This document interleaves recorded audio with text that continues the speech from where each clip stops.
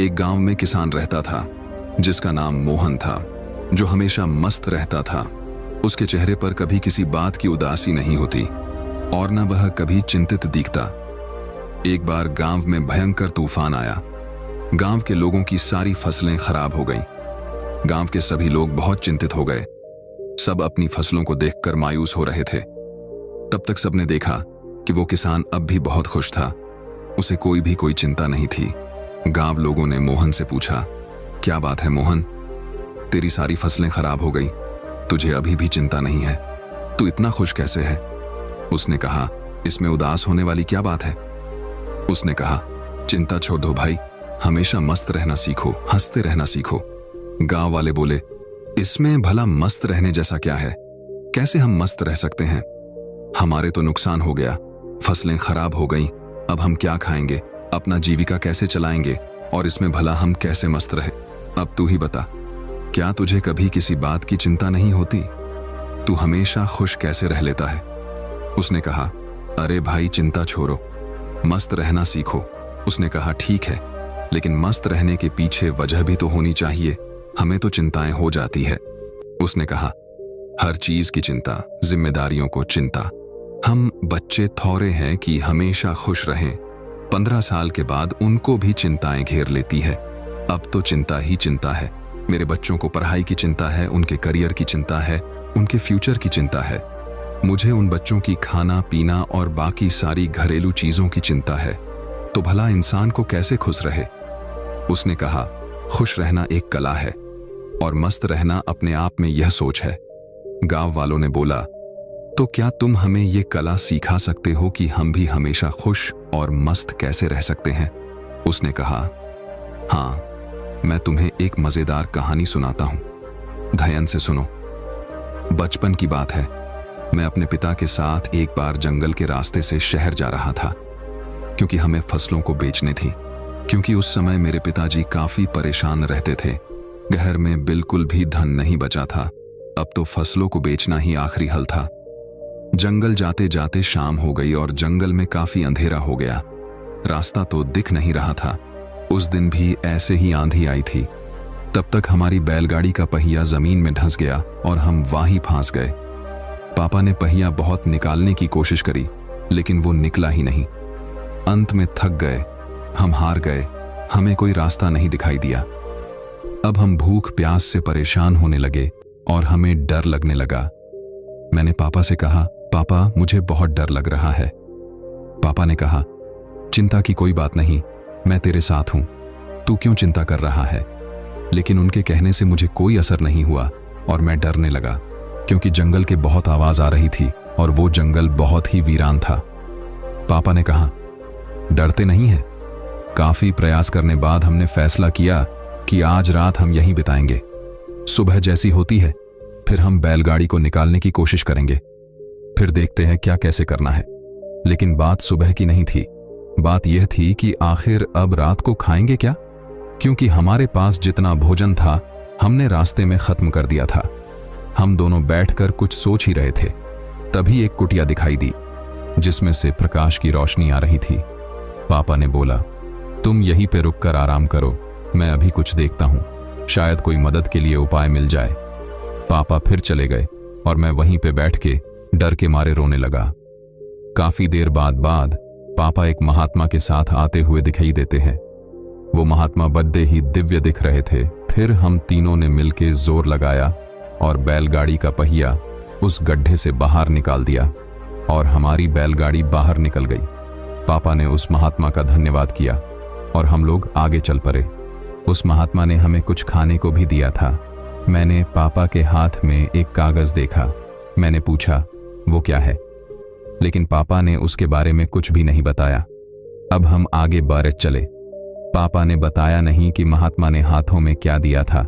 मैंने उनसे फिर पूछा कि पापा हाथ में क्या है? उन्होंने बोला, कुछ नहीं है, ये तेरे काम की चीज नहीं है। धीरे धीरे काफी समय गुजर गया और हम निकल गए। काफी वक्त गुजर जाने के बाद मैंने पापा से पूछा, पापा उस पत्र में ऐसा क्या था कि जो आप मुझे बताते नहीं हो? तब पिताजी ने कहा, जब मैं इस दुनिया में नहीं रहूं तो मेरे मरने के बाद तुम उस पर्चे को खोलना लेकिन एक बात और याद रखना, उस पर लिखी बातों को तुम जीवन भर याद रखना और कभी भी भूलना मत। उसने कहा, ठीक है पापा। अब काफी समय गुजर गया। गांव के लोगों ने मोहन से पूछा, वो सब तो ठीक है, लेकिन हमें चिंता क्यों ना हो? हमें तो चिंता होगी ना, हमारी फसलें खराब हो गई। मोहन ने कहा, क्या तुम फसलों को ठीक कर सकते हो? उसने कहा, नहीं। मोहन ने पूछा, क्या तुम दिन को रात बना सकते हो? उसने कहा, नहीं। उसने पूछा, क्या तुम हवाओं को रोक सकते हो? उन्होंने कहा, नहीं। उसने फिर पूछा, क्या तुम बारिश करवा सकते हो? सबने कहा, नहीं भाई नहीं, हम कुछ नहीं करवा सकते, हम भगवान नहीं है। तो उसने कहा, जब तुम्हारे हाथ में कुछ है ही नहीं तो तुम भला चिंता करके क्या पाओगे? सारे किसान सोच में पड़ गए कि यार बात तो सही कह रहा है, इसमें भला ज्यादा चिंता करके क्या होगा। तब मोहन ने कहा, जब हमारे हाथ में कुछ है नहीं तो फिर हम चिंता कर क्या करेंगे?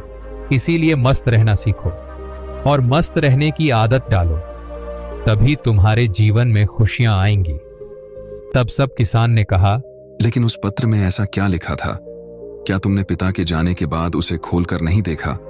उसने कहा, हाँ, पिता के मरने के बाद मैं बहुत अनाथ हो गया था, कुछ भी अच्छा नहीं चल रहा था, मुझे कोई रास्ता नहीं दिख रहा था कि अब मैं क्या करूं, क्योंकि उस टाइम मेरे पास कोई रोजगार नहीं था और मुझे ये खेती काम इतने अच्छे से आता नहीं था। तभी मेरे दिमाग में आया कि उस पत्र को मैं खोलकर देखूं कि इसमें ऐसा क्या लिखा है। फिर मैंने जब उस पत्र खोला तो मेरी आंखें खुली की खुली रह गईं।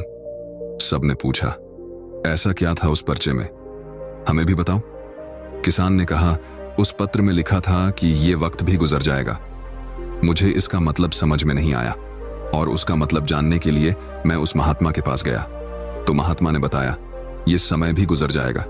मैंने कहा, ये तो ठीक है, आप तो वही बता रहे हैं जो इस पर्चे पर लिखा है, लेकिन इसका मतलब क्या है? महात्मा ने फिर कहा, ये समय गुजर जाएगा। अब मुझे गुस्सा आया, मैंने फिर से पूछा है, ये क्या मजाक है? मैं इसका मतलब पूछ रहा हूं और आप इस पर लिखी बातों को बार बार मुझे सुना रहे हैं। तब महात्मा ने कहा, तुम अभी परेशान हो, उदास हो, तुम्हें नहीं पता कि ये वक्त है और वक्त गुजर जाता है।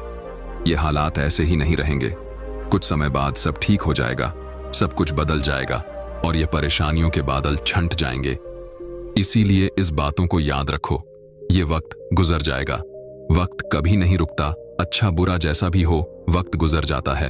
तुमको चिंता करने की कोई आवश्यकता नहीं है, तुम बस खुद को देखो, अपने हाथ को देखो और बस मेहनत करते रहो। धीरे धीरे वक्त जैसा भी हो, समय बदल जाता है। गौर से देखो, तुम्हारे हाथ में कुछ भी नहीं, तुम बेमतलब में फालतू की चिंताएं कर रहे हो, फालतू की मुश्किलों को और बड़ा बना रहे हो जो किसी भी तरह से हल नहीं होने वाली। वक्त अपने आप गुजर जाता है, इसीलिए जो तुम्हारे हाथ में है ही नहीं उससे भला चिंता करके क्या मिलने वाला है।